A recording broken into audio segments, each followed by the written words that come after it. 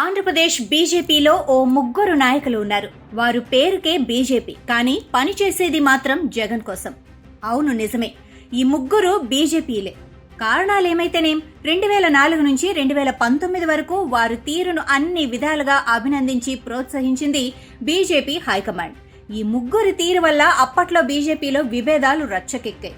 ఢిల్లీ దాకా పాకి పంచాయతీలు కూడా జరిగాయి. అయినా అధిష్టానం అండదండలు, ప్రోత్సాహం, ఆశీర్వాదం ఉన్న ఆ ముగ్గురు నేతలపైన అప్పట్లో ఈగ కూడా వాలలేదు. అయితే కాలం ఎళ్లవేళలా ఒకేలా ఉండదు కదా. 2019 ఎన్నికలకు ముందు రాష్ట్రంలో పరిస్థితులు పూర్తిగా మారిపోయాయి. బీజేపీ, తెలుగుదేశం మధ్య పొత్తు పొడిచింది. వైసీపీ విషయంలో బీజేపీ తీరు మారింది. అయినా ఈ ముగ్గురు మాత్రం మారలే. 6 నెలలు సావాసం చేస్తే వారు వీరవుతారంటారు. అలాంటిది 5 ఏళ్ల సావాసం, మరి మార్పు రాకుండా ఎలా ఉంటుంది?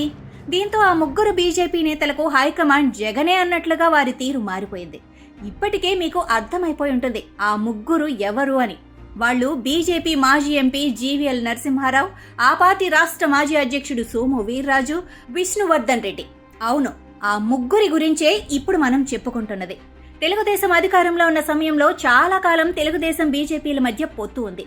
తెలుగుదేశం రాష్ట్రానికి ప్రత్యేక హోదా, ప్రత్యేక ఆర్థిక ప్యాకేజీ, బడ్జెట్లో నిధుల కేటాయింపు వంటి అంశాలలో కేంద్రంలోని మోడీ సర్కార్తో విభేదించి ఎన్డీఏ నుంచి బయటకు వచ్చే వరకు తెలుగుదేశం బీజేపీలు మిత్రపక్షాలే.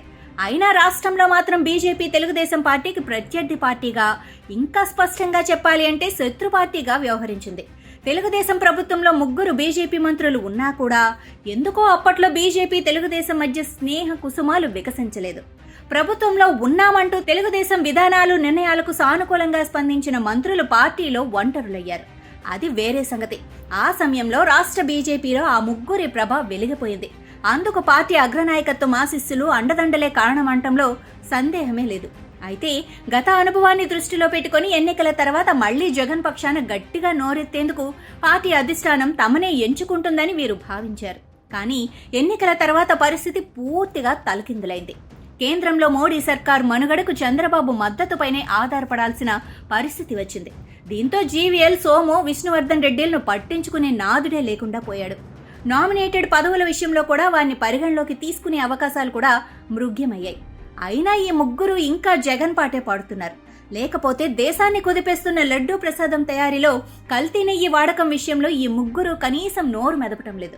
కేంద్ర మంత్రుల నుంచి స్థానిక బీజేపీ నేతల వరకు అందరూ లడ్డూ వివాదం విషయంలో జగన్ పై తీవ్ర ఆగ్రహావేశాలు వ్యక్తం చేస్తూ విమర్శలు గుప్పిస్తుంటే ఈ ముగ్గురు మాత్రం నోరు కుట్టేసుకొని కట్టేసుకొని కూర్చున్నారు. ఎందుకంటే ఇప్పటికీ వీరు తమ బాస్ జగనే అనుకుంటున్నట్లుగా ఉన్నారు పాపం.